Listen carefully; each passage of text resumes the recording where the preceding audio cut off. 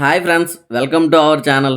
Video అయితే last వరకు చూడండి. ఈ వీడియో దేని గురించి అంటే నేను మా ఫ్రెండ్ వాళ్ళ ఇంటికి వెళ్ళాను కదా, అక్కడ నేను 10 రోజులు స్టే చేశాను అనమాట. అంటే అక్కడ నేను ఒక్కొక్క రోజు ఒక్కొక్క పని చేశాను. డైలీ కాదు కానీ అప్పుడప్పుడు కొన్ని పనులు చేశాను. ఆ పనులు చేసినప్పుడు నా ఫీలింగ్ ఎలా అనిపించిందో మొత్తం అంతా ఈ వీడియోలో షేర్ చేసుకున్నాను. మీరు ఫ్రీగా ఉన్నట్లయితే వీడియో లాస్ట్ వరకు చూడండి, సరేనా? వెళ్ళిన స్టార్టింగ్ రోజే ఇంజిన్ పట్టుకోవడం నేర్చుకున్నాను. ఇది పెద్ద కష్టం కాదు, 2-3 రోజులు పట్టుకుంటే ఎవరికైనా వచ్చేస్తుంది. కానీ చెప్తున్నా, ఇది పట్టుకున్నప్పుడల్లా ఒక హీరోలో ఫీల్ అయిపోవాడిని. ఇది బోటింగ్ రేస్లు అవి ఉంటాయి కదా టీవీలో, అదే సినిమాలో చూసినప్పుడు సేమ్ అలాగే అది నడుపుతుంటే ఏదో రేస్కి వెళ్తున్నట్టు ఫీల్ అయిపోయేవాడిని. చిన్నప్పుడు నేను కూడా మా అమ్మ వాళ్ళతో వేటకు వెళ్ళాను, కానీ ఆ టైంలో ఇంజిన్లు అవి ఉండే కాదు, ఓన్లీ కర్తవలే. ఈ ఇంజిన్ తో నాకు ఒక స్వీట్ మెమరీ కూడా క్రియేట్ అయింది. నేను ఆ ఇంజిన్ పట్టుకుని అటు ఇటు తిప్పేస్తూ ఉంటే దెబ్బకి మా ఫ్రెండ్ ఆ బుట్లోంచి కింద పడిపోయాడు ఒక రోజు. అది ఇప్పటికీ గుర్తొస్తుంది నాకైతే.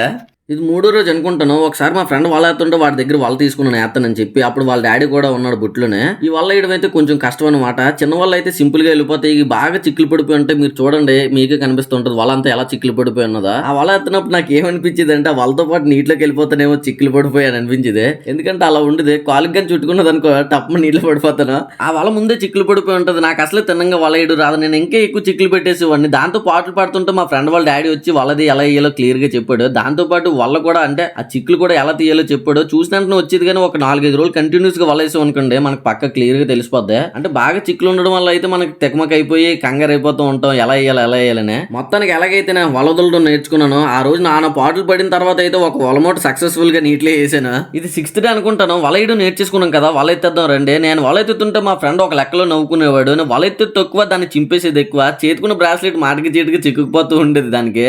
అంటే నేను వల కూడా సరిగ్గా ఎత్తేవాడిని కాదనుకోండి. ఈ పని చేసినప్పుడు కూడా నాకు అంతలా ఏమనిపించలేదు. అంటే వల్లవి దులిపినప్పుడు నదిలో వల్ల వేసినప్పుడు కూడా కష్టంగా అనిపించలేదు, కానీ వల్ల ఎత్తుతున్నప్పుడు మాత్రం చాలా కష్టంగా అనిపించింది. నేను వల్ల సగం కూడా ఎత్తలేదు. అప్పుడే నాకు చేతులవి నొప్పి పుట్టడం స్టార్ట్ చేసింది. కానీ మా ఫ్రెండ్ మాత్రం కంటిన్యూస్ గా 5-6 మూటలు ఎత్తుతూనే ఉంటాడు. వాడు ఎలా ఎత్తుతున్నాడో నాకు అర్థం కాలేదు. మా ఫ్రెండ్ పడే కష్టానికి మాత్రం హ్యాట్స్ ఆఫ్ చెప్పాలి. ఈ వల ఎత్తడం అలవాటు అయితే పర్లేదు, కానీ లేకపోతే చాలా కష్టంగా అనిపిస్తుంది.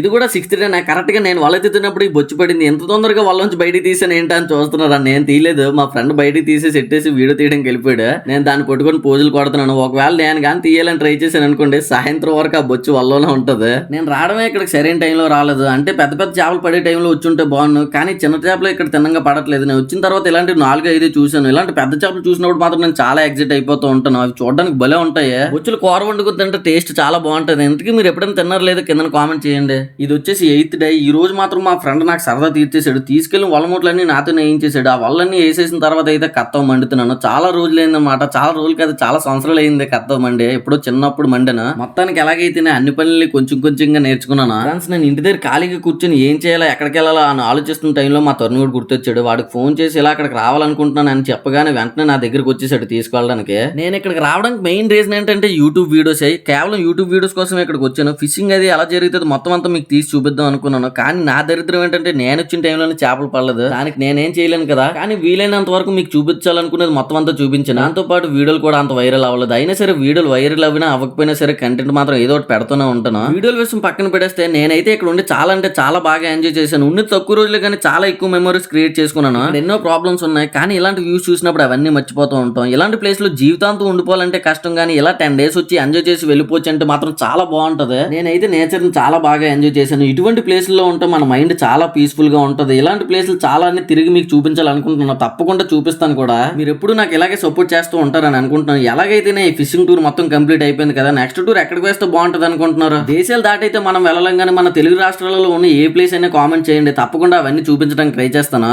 సరే, మరి మంచి ప్లేస్ ని కామెంట్ చేయండి. నెక్స్ట్ వీడియోలో మళ్ళీ కలుసుకుందాం ఫ్రెండ్స్. అంతవరకు టాటా, బాయ్ బాయ్.